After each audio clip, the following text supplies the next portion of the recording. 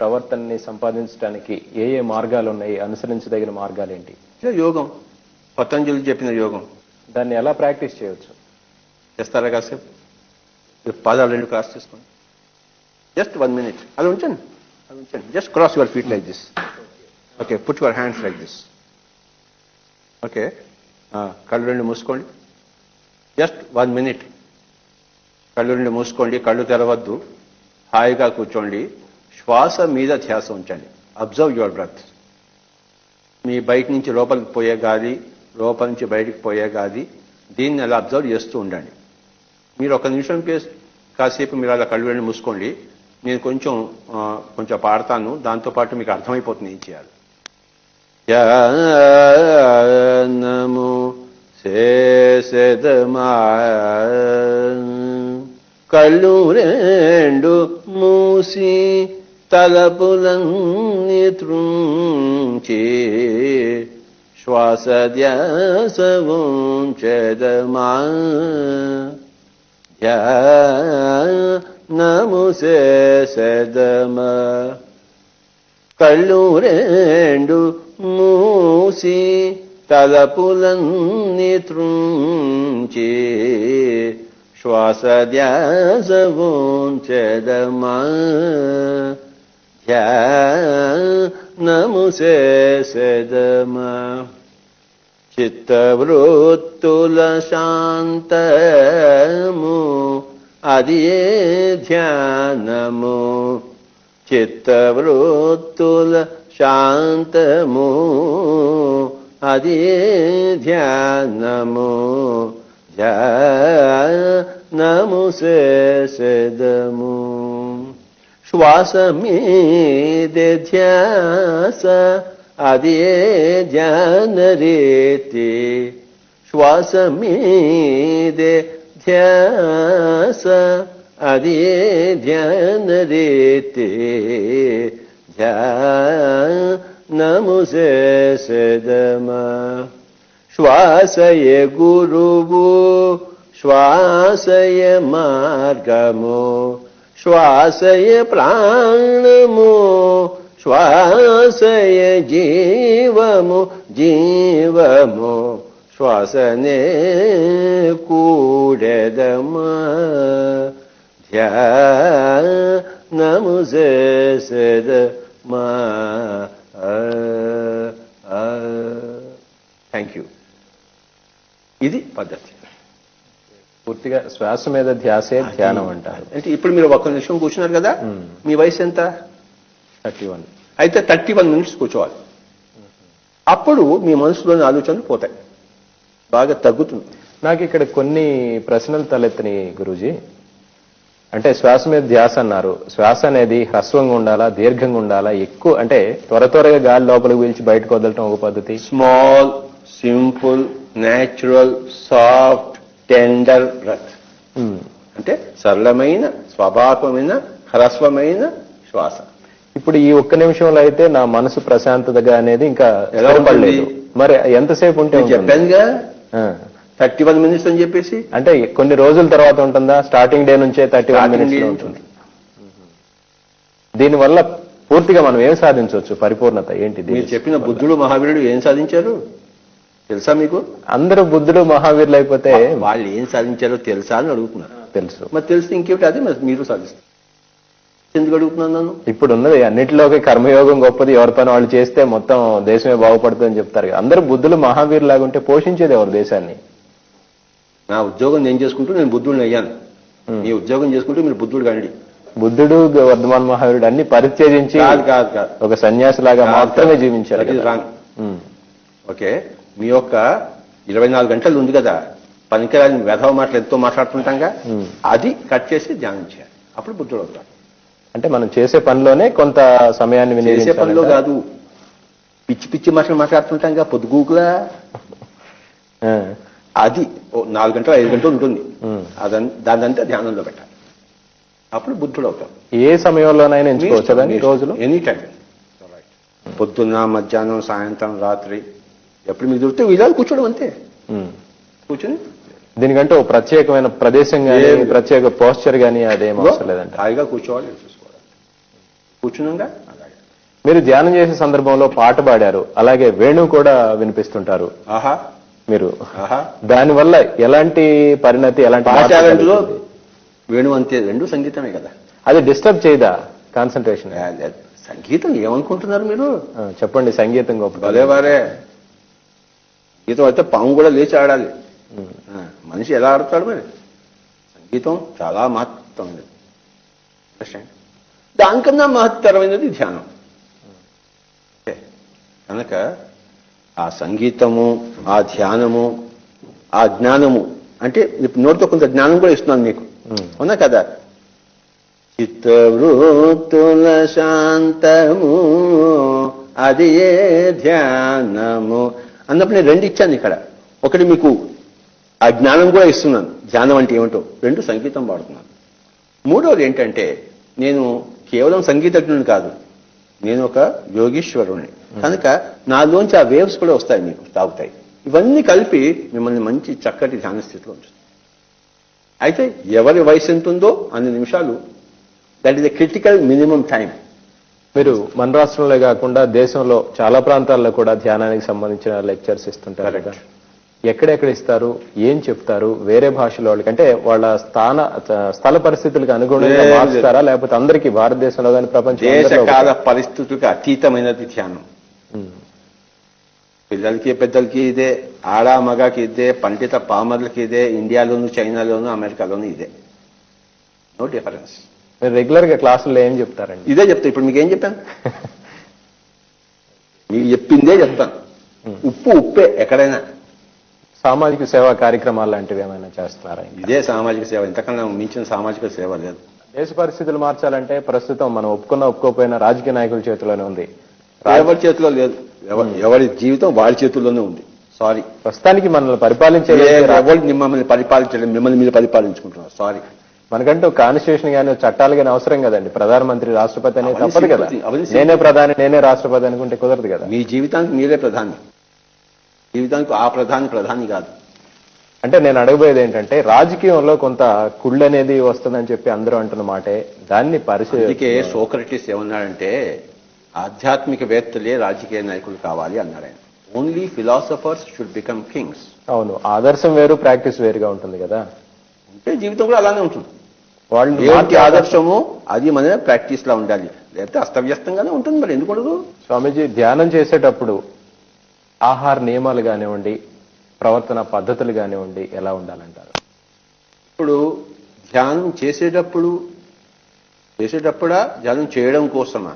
అంటే ప్రతిరోజు చేసేటప్పుడు అంటే మనం ఏం భోజనం చేస్తూ చేయం కదా ధ్యానం.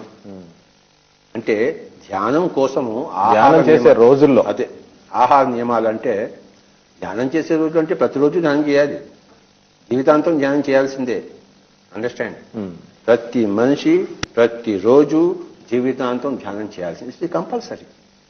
కనుక ఈ ధ్యానం కోసం ఉండే నియమావళి అన్నది జీవితంలో ఉండే నియమావళి. కనుక ఆహార నియమాలంటే ఆహారంలో 3 ఉన్నాయి. ఒకటేమో యుక్త ఆహారం అంటే రైట్ ఫుడ్. రెండవదేమో మితాహారం అంటే లిమిటెడ్ ఫుడ్. మూడవది నిరాహారం అంటే నో ఫుడ్. యుక్తాహారం అంటే ఏమిటి? శాకాహారం అంటే మేకను కోసి, జంతువులను కోసి, చేపను కోసి, గద్దను కోసి, పామును కోసి, తేలును కోసి, ఆ జంతువుల ఆహారం దానంత నాకు పదాలు రావు, అంత నీచం. కనుక మానవుడు జంతువులను తింటే మానవుడు కూడా ఒక క్రూర మృగమే. కనుక మానవుడికి సరి అయినది చక్కటి పళ్ళు, ఫలాలు, కూరగాయలు, దుంపలు, గింజలు, విత్తనాలు. That is the right food. ఒకసారి నేను 12 రోజులు నా ఊళ్ళన్నీ తిరుగుతూ నేను పని చేసుకుని ఉన్నాను. Only water 12 days. సో చాలా బాగుంటుంది. కనుక ఈ 3 తప్పనిసరి. నువ్వు ధ్యానిగా ఎనీథింగ్ ఇట్స్ ఎ జీవన పద్ధతి. అండర్స్టాండ్? సో యుక్తాహారము, ఫ్రిడ్జ్లో సాంబార్ పెట్టి 3 రోజులది ఆ సాంబార్ తినకూడదు, ఫ్రెష్గా చేసుకుని తినాలి. కూరగాయలు, పాలు, పెరుగు ఇలాంటి వాటి కోసం ఫ్రిడ్జ్, కానీ సాంబారు, రసము, కూర, మొన్నటి కూర రాంగ్, అది అయుక్తం. సో పొద్దున్న చేసింది ఇప్పుడు తినకూడదు, ఇప్పుడు చేసింది ఇప్పుడు తినాలి. అండర్స్టాండ్? సో ఇవన్నీ కూడా యుక్తాహారం కింద వస్తుంది. తర్వాత మితాహారం, తర్వాత నిరాహారం, వారానికి ఒక రోజు. ఇది మీరు చెప్పిన ఆహారం నియమం. ధ్యానం కోసం కాదు, అసలు సాధారణంగా మానవులు పాటించాల్సిన పద్ధతి. ధ్యానం కోసం అంటూ ఏమీ లేదు. ధ్యానం కోసం అయితే మీరు ధ్యానం చేసే ముందర ఒక అర గ్లాస్ నీళ్లు తాగి, ధ్యానం అయిపోయిన తర్వాత మిగతా అర గ్లాస్ నీళ్లు తాగితే మంచిది. మరి శరీరానికి ఎలాంటి వ్యాయామం ఉండాలంటారు? వ్యాయామమా? మన మార్కెట్కి వెళ్తాము, స్కూటర్ మీద వెళ్లకుండా 2 కిలోమీటర్లు నడిచి వెళ్తే బాగుంటుంది. అంతకుమించి ప్రత్యేకంగా ఎలాంటి వ్యాయామం చేయాల్సిన అవసరం లేదంటారా? కొండలు ఎక్కాలి, స్విమ్మింగ్ చేయాలి, ఇదంతా వ్యాయామం తప్పనిసరి మనిషికి. ధ్యానికి కానీ ధ్యానం చేయని వానికి అందరికీ. సో ధ్యానానికంటూ ప్రత్యేకత ఏమీ లేదు, జీవన విధానంలో ఉంది. మనిషి బాడీని చాలా ఎక్సర్సైజ్ చేయాలి. అందులో there is no other counter for it. శరీరాన్ని ఎంత వ్యాయామం చేస్తే అంత శరీరం బాగుంటుంది. పిరమిడ్ సొసైటీ గురించి చెప్పండి. నేను స్టార్ట్ చేసింది పిరమిడ్ స్పిరిచువల్ సొసైటీ 1990లో. మొట్టమొదటి స్పిరిచువల్ సొసైటీ కర్నూలులో స్థాపించాను. ఆ రోజుల్లో నేను కర్నూలులోనే పనిచేస్తుండేవాడిని, ఉద్యోగం చేస్తుండేవాడిని. కనుక అక్కడ మొదలుపెట్టాను కర్నూలు స్పిరిచువల్ సొసైటీ అని చెప్పేసి. సో అక్కడే మొట్టమొదటి ధ్యాన కేంద్రం స్థాపించడం జరిగింది. దాని పేరు బుద్ధ పిరమిడ్ ధ్యాన కేంద్రం. ఈసారి కర్నూలుకి వస్తే తప్పకుండా రండి. అక్కడ ఒక పిరమిడ్ కట్టడం జరిగింది. అక్కడ 200 మంది ఆ పిరమిడ్ లోపల కూర్చొని చక్కగా ధ్యానం చేసుకోవచ్చు. ఆ తర్వాత గుంటకల్ స్పిరిచువల్ సొసైటీ అని, అనంతపురం స్పిరిచువల్ సొసైటీ, ధర్మవరము, తిరుపతి, నెల్లూరు, వైజాగ్, విజయవాడ, అన్ని ఊర్లలో ఇప్పుడు స్పిరిచువల్ సొసైటీ. అన్ని చోట్ల పిరమిడ్ నిర్మించడం జరిగింది. Most places. అదే స్ట్రక్చర్ని ఎందుకు ఎంచుకున్నారు? నేను 1982లో ఒక పుస్తకం చదవడం జరిగింది. I'm a very voracious reader of books. So కొన్ని వేల పుస్తకాలు చదివాను ఆధ్యాత్మికంలో. ఎందుకంటే అది నా జీవితం. The secret power of pyramids అని ఒక పుస్తకం ఉంది. బిల్ షుల్ అండ్ ఎడ్ పెటేషన్ ఇద్దరు ఆథర్స్. చక్కగా పుస్తకంలో రకరకాల పిరమిడ్ నమూనాలు చేసి అందులో వంకాయ పెట్టి, బెండకాయ పెట్టి వాళ్ళు మొత్తం అంతా ఎక్స్పెరిమెంట్స్ చేశారు. ఆ పుస్తకం నేను చదివాను. చదివి మా కార్పెంటర్ పిలిచి నాకు కూడా 2 పిరమిడ్ చేయాలని చెప్పేసి ఒక చిన్న అట్టపెట్టతో ఆ యాంగిల్తో వాడు చేసి ఇచ్చాడు. ఒక పిరమిడ్ లోపల ఒక టొమాటో పెట్టాను, ఒక టొమాటో పిరమిడ్ బయట పెట్టాను. పిరమిడ్ అంటే ఏమీ లేదు, స్క్వేర్ బేస్, 52 degrees యాంగిల్తో ఆల్ 4 walls ఆనిస్తే అదే పిరమిడ్. అది పెడితే బయట ఉన్న టొమాటో 2 రోజుల్లో 3 రోజుల్లో కూలిపోయింది. లోపల ఉన్న టొమాటో 4 రోజులు ఫ్రెష్గా ఉంది. సో ఆ విధంగా నేను పిరమిడ్ శక్తిని తెలుసుకున్నాను పుస్తకాల ద్వారా. నేను చేశాను ఎక్స్పెరిమెంట్స్. సో ఆ తర్వాత మళ్ళీ ఉత్తర కొన్ని సంవత్సరాల తర్వాత ఒక ఇండస్ట్రీ ముందుకు వచ్చి నేను కడతాను ఒక ధ్యాన కేంద్రం, నా దగ్గర డబ్బులు ఉన్నాయి, పిరమిడ్ కట్టమని చెప్పాను. నేను కట్టాడు. బివి రెడ్డి గారని కర్నూలులో ఇండస్ట్రియలిస్ట్. ప్రపంచవ్యాప్తంగా ఉన్న అంటే సోక్రటిస్ కానివ్వండి, ప్లాటో కానివ్వండి, గౌతమ బుద్ధుడు, వర్ధమాన మహావీరుడు, గాంధీజీ, వీళ్ళందరి మీద మీరు స్టడీ చేశారు. వాళ్ళందరి మనోభావాలను మీరు చక్కగా అందరికీ అర్థమయ్యే రీతిలో చెప్తూ ఉన్నారు. వారిలో ఉన్న గొప్పతనం ఏంటి? యోగాకి సంబంధించి కానీ, ధ్యానానికి సంబంధించి కానీ వాళ్ళ అభిప్రాయాలు ఏంటి? సోక్రటీస్ అన్నాడు, మరణాంతర జీవితం ఉంది అని జీవించే వాళ్ళు ఎప్పుడు సరిగ్గా జీవిస్తుంటారు. మరణాంతర తర్వాత జీవితం లేదు అనుకున్న వాళ్ళు ఎప్పుడు దుర్మార్గ పనులు చేస్తుంటారు. అంటే ఆస్తికుడు, నాస్తికుడు అని 2 రకాలు ఉన్నారు. ఆస్తికుడు అంటే అస్థి అనేవాడు, అంటే ఉంది అనేవాడు. ఏమిటి ఉందని? ఒక ఆత్మ ఉందని, ఒక మరణాంతర జీవితం ఉందని, ఒక మంచి చెడు ఉందని. నాస్తిక అంటే ఇవన్నీ ఏమీ లేవు. అంటే ఇవన్నీ ఏమీ లేనప్పుడు వాడు ఏమైనా పనులు చేస్తుంటాడు వాడు.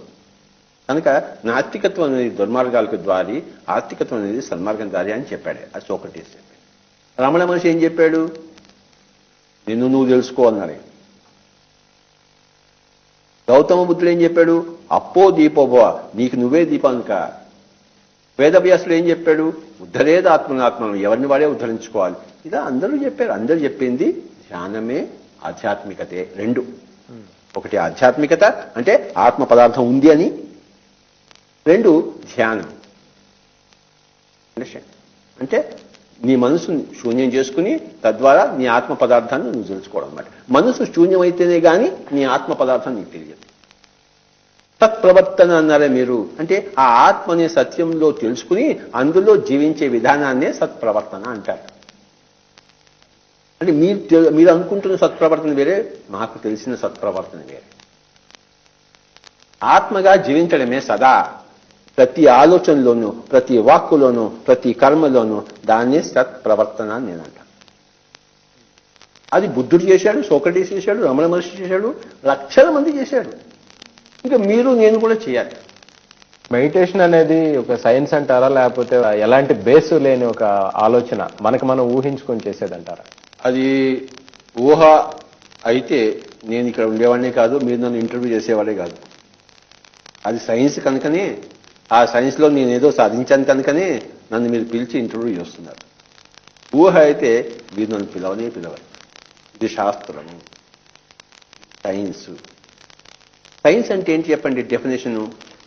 రెప్లికబిలిటీ అంటారు. ఎప్పుడు ఏ సందర్భంలో ఎన్నిసార్లు చేసినా ఒకే ఫలితం వచ్చేది సైన్స్. అంటే నేను A+B చేశాను అనుకోండి, నాకు C+D వచ్చింది under a given temperature and pressure. మీరు కూడా A+B చేస్తే అదే టెంపరేచర్ లో, అదే ప్రెషర్ లో మీకు కూడా అదే C+D రావాలి. This is science. అంటే ధ్యానంలో బుద్ధుడు ఏదో చేశాడు, నేను కూడా అదే ధ్యానం చేశాను, నాకు అదే రావాలి. అవును. ఆయనకి గౌతమ సిద్ధార్థుడు గౌతమ బుద్ధుడు అయ్యాడు. మరి అంటే బుద్ధి వచ్చింది, అప్పుడే బుద్ధుడు అయ్యాడు. అంతే కదా, మనకు కూడా బుద్ధి వస్తుంది. నాకు వచ్చింది బుద్ధి. బుద్ధి అంటే ఏమిటి? ఏది తినాలో ఏది తినకూడదో తెలుసుకున్నాను, ఎలా మాట్లాడాలో ఎలా మాట్లాడకూడదో తెలుసుకోవడము, డబ్బు ఎంత సంపాదించాలో ఇంకా ఎంత సంపాదించకూడదో తెలుసుకోవడము, ప్రతిరోజు ఇంత అర్థము, ఇంత ధర్మము, ఇంత కామము, ఇంత మోక్షము చూసుకోవాలి.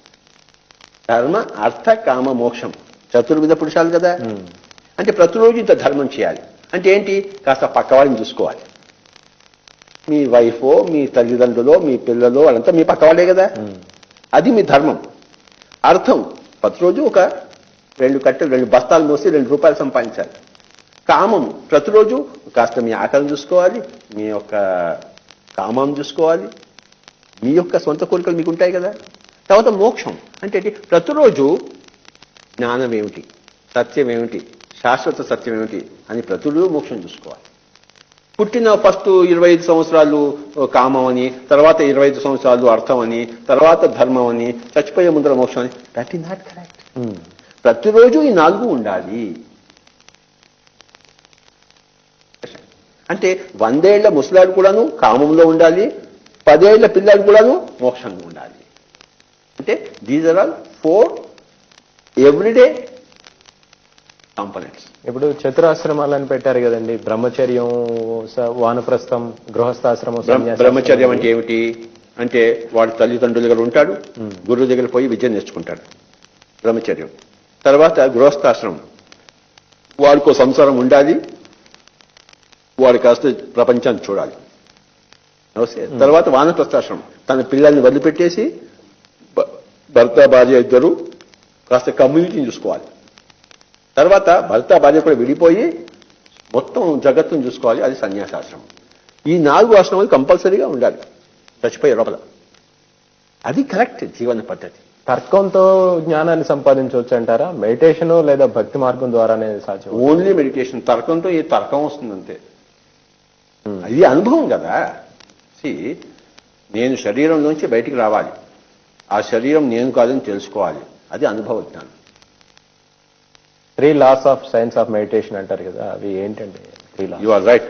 ఈ క్వశ్చన్ అడుగుతారేమో అని వెయిట్ చేస్తున్నాను నేను. I'm happy you have asked.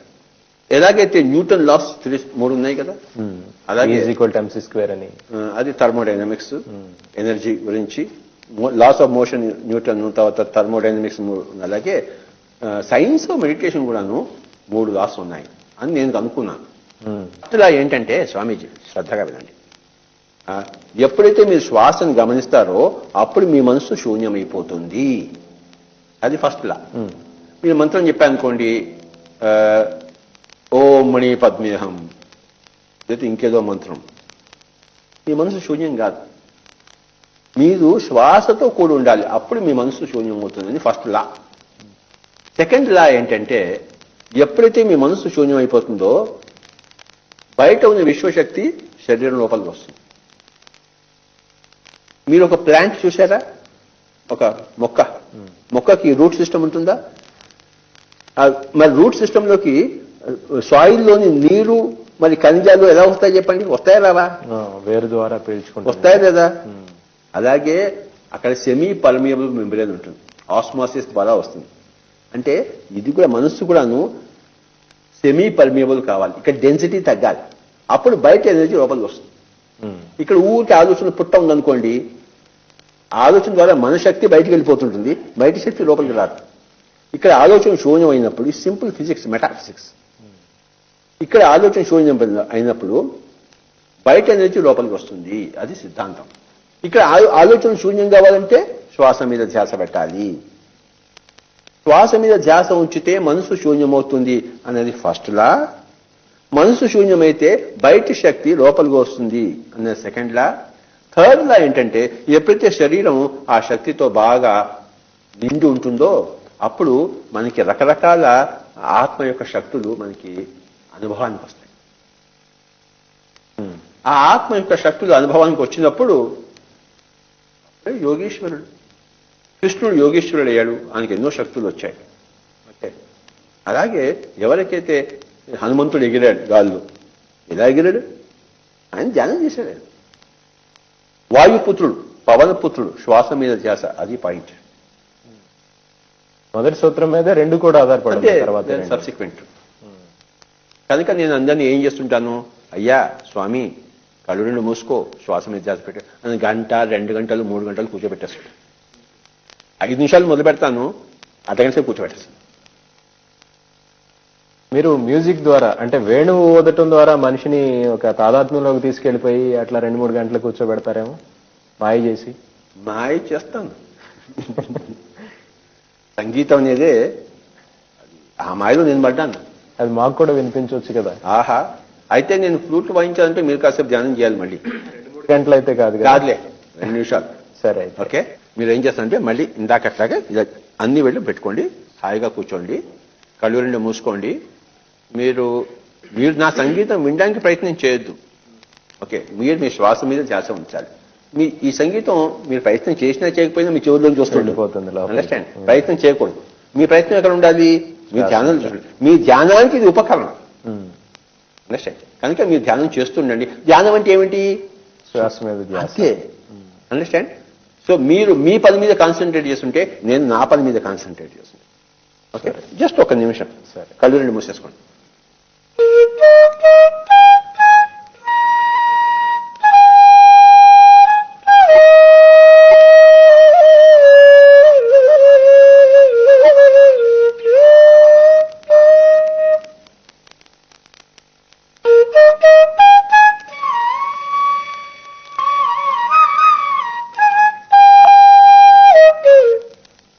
దయచేసి కళ్ళు తెరవద్దు, హాయిగా కూర్చుని శ్వాస మీద ధ్యాస. ఏ మంత్రము లేదు, ఏ తంత్రము లేదు, ఏ యంత్రము లేదు, ఉన్నదల్లా శ్వాస. ఉంచవలసింది శ్వాస మీద ధ్యాస. సంసారం గురించి, ఉద్యోగం గురించి, సమాజం గురించి ఇప్పుడు ఎంత మాత్రమూ ఆలోచించద్దు. Only the breath. హాయిగా కూర్చుని శ్వాస.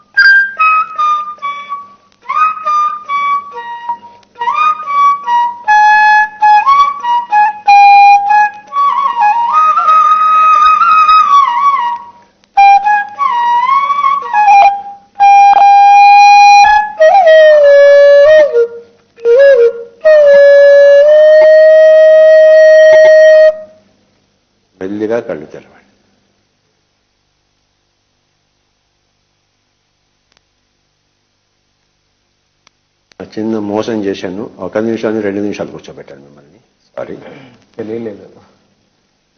కానీ మీరు 30 నిమిషాలు కూర్చుంటే ప్రతిరోజు ఇంట్లో కూర్చుంటే బాగుంటుంది. ఇది పద్ధతి, ఇంతకన్నా పద్ధతి లేనే లేదు.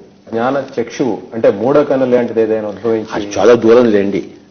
ఫస్ట్ మన శరీరం బాగోదు. అంటే ఏదైనా తలకాయ నొప్పి, కడుపు నొప్పి, క్యాన్సర్లు, బ్లడ్ ప్రెషర్లు అన్నీ పోతాయి. తర్వాత మనస్సు బాగవుతుంది. ఫస్ట్ శరీరం బాగవుతుంది. ఏ రోగం ఉంటే ఆ రోగం పోతుంది. మీ అమృత వాక్కులతో, మీ శ్రావ్యమైన సంగీతంతో మా కళ్ళు కాసేపు మూయించి జ్ఞాన చక్షువుని తెరిపించినందుకు మనస్ఫూర్తిగా ధన్యవాదాలు తెలియజేస్తున్నాను. Thank you very much.